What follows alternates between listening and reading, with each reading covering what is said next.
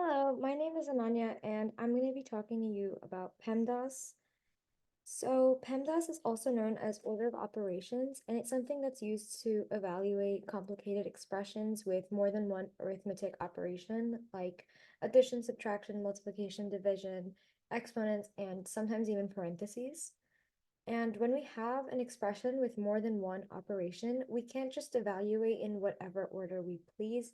There has to be a method to it to make sure that we all get to the same answer and to the correct answer, because if we do it out of order, we will end up with different answers. So we use PEMDAS to correctly evaluate expressions with more than one arithmetic operation. So for example, we're going to be using this expression with a bunch of different arithmetic expressions. You have the parentheses in blue, addition in red, you have a division in orange, you have the subtraction in a purple, and the exponent in green. So the first thing you do in PEMDAS is the parentheses.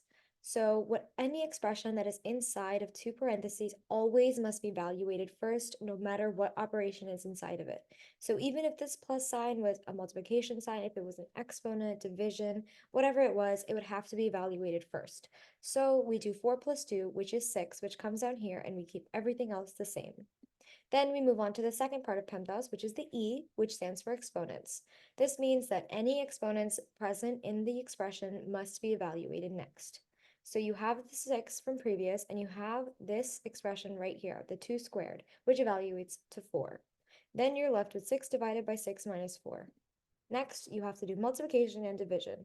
Multiplication and division should be performed next, and they can be done interchangeably. So you can either choose to do multiplication first or division first, but typically you just do which one arrives first in the expression. So here the division is between these two sixes. 6 divided by 6 is 1, so what we're left with is 1 minus 4.